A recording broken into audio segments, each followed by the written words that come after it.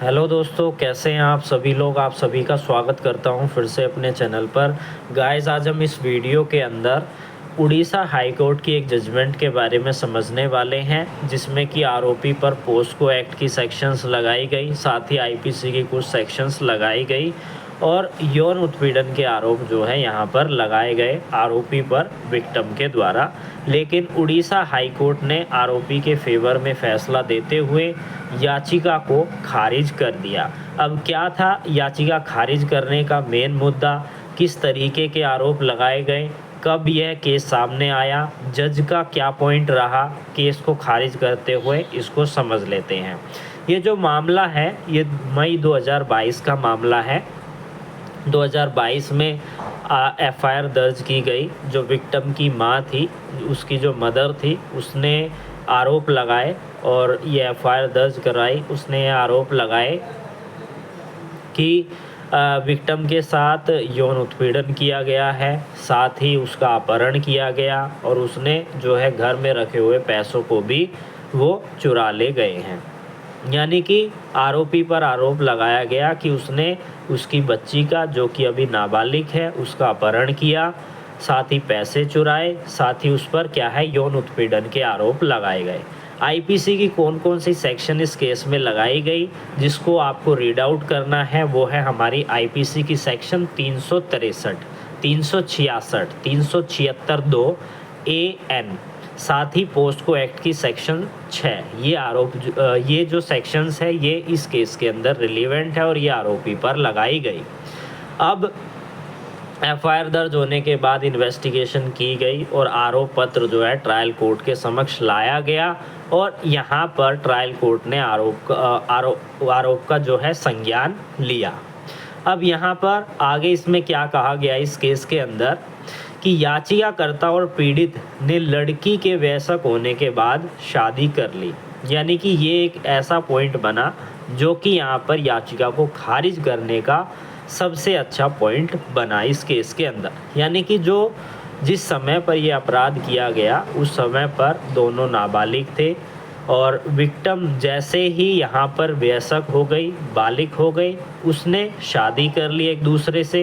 यानी कि विक्टिम और आरोपी ने एक दूसरे से शादी कर ली, वो दोनों अलग रहने लगे। जो अपील करता है और जो आरोपी है, जो याचिका करता है, उन दोनों ने आपस में यानी कि सौहार्दपूर्वक सहमत होकर एक दूसरे से यानी कि एक दूसरे के साथ रहने का फैसला कर लिया। ये जो एफआईआर दर्ज की गई, इसका एक कारण यह भी था कि दोनों अलग धर्म से बिलोंग करते थे। जो महिला थी वो हिंदू धर्म से बिलोंग करती थी और जो मेल था, जो मेल था वो मुस्लिम धर्म से बिलोंग करता था और दोनों के परिवारों में यहाँ पर मतभेद होने के कारण, धार्मिक मतभेद होने के कारण ये एफआईआर जो है ज़बरदस्ती दर्ज करवाई गई। दोनों के बीच में जो रिलेशन बना था, जो यौन संबंध हुआ था, वो मैत्रीपूर्वक हुआ था, कोई ज़ोर ज़बरदस्ती नहीं की गई थी। इस चीज़ के बारे में भी इस केस के अंदर आगे कहा गया है। साथ ही जो विक्टिम थी वो उनका ये राय थी कि वो इस केस को अब आगे बढ़ाने की इच्छुक नहीं है, क्योंकि वो दोनों एक साथ रह रहे हैं, अच्छा जीवन यापन कर रहे हैं। अगर इस केस को आगे बढ़ाया गया तो यह दोनों के हित के लिए सही नहीं होगा और इसी पॉइंट को यहाँ पर जजेस ने भी अपने माइंड में रखा। साथ ही एक केस का भी हवाला यहाँ पर इसके अंदर दिया गया। क्या था वो? रोसैनिक Rawat versus State of Orissa 2024 का केस था। इसका रेफरेंस यहाँ पर दिया गया। साथ ही न्यायालय ने यहाँ पर क्या कहा उसको भी हम समझ लेते हैं।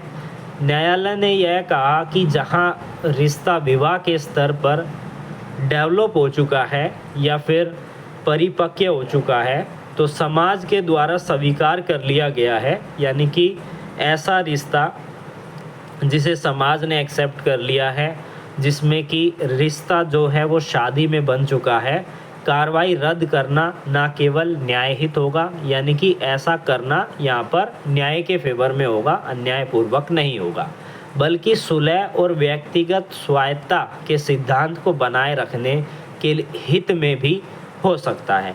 यानी कि यहाँ पर जो व्यक्तिगत ऑटोनॉमी है उसका जो सिद्धांत है डॉक्ट्रिन ऑफ पर्सनल ऑटोनॉमी, उसको भी बनाए रखने में यहाँ पर इम्पोर्टेंट रोल प्ले करता है, जिसमें कि केस का रेफरेंस दिया गया रोसेलिंग राउस वर्सेस स्टेट ऑफ उड़ीसा के केस 2024 का। साथ ही आगे न्यायालय ने क्या कहा कि इस तरीके के अपराध, यौन अपराध जो है वो गंभीर प्रवृत्ति के होते हैं, जिसे हम कहते हैं सीरियस नेचर के होते हैं, ग्रेव नेचर के होते हैं, जिसका इम्पैक्ट पड़ता है जो है पब्लिक पर भी। लेकिन यहाँ पर स्थिति अलग है। यहाँ पर दोनों ने, जो विक्टिम और जो एक्यूज्ड है, उन दोनों ने आपस में शादी कर ली। अब वो एक शांतिपूर्वक अपना जीवन यापन कर रहे हैं। तो यह उन मामलों से भिन्न है। यह समाज पर बुरा प्रभाव यहाँ पर नहीं डाल रहे हैं। यही बात कहते हुए यहाँ पर याचिका को खारिज कर दिया गया कि यह तथ्यों को गंभीर अपराध शामिल नहीं है। यहाँ पर इस केस की बात हो रही है। इस केस में जो है गंभीर अपराध शामिल नहीं है जिसका महत्वपूर्ण सामाजिक प्रभाव हो। यानी कहने का मतलब है, अब एक दूसरे से कपल्स ने शादी कर ली है और वो अपना जीवन यापन कर रहे हैं, जिसका समाज पर बुरा प्रभाव जो है नहीं पड़ रहा है, बल्कि मामला व्यक्तिगत दायरे में रहा। इस प्रकार इस सिद्धांतों को वर्तमान मामले पर लागू करना अधिक उपयोगी होगा। कौन सा सिद्धांत? जिसमें कि सुलह करने की बात की गई है, क्योंकि सुलह एक सकारात्मक समाधान को दर्शाता है। यानी कि किसी के बीच में सुलह हो जाना, कॉम्प्रोमाइज़ हो जाना, एक दूसरे के साथ रहना वो एक्सेप्ट करते हैं, तो ये किसी तरीके का नेगेटिव इम्पैक्ट यहाँ पर नहीं पड़ रहा है। तो इसी को ध्यान में रखते हुए जो एक्यूज के ऊपर लगाए गए आरोप थे उनको खारिज कर दिया गया उड़ीसा हाई कोर्ट के द्वारा। इस केस का नाम क्या है? इस केस का नाम है फयाजुद्दीन खान एलियस बादल वर्सेस स्टेट ऑफ उड़ीसा। तो ये था पूरा केस। आई होप आपको इस केस से जानकारी मिली होगी।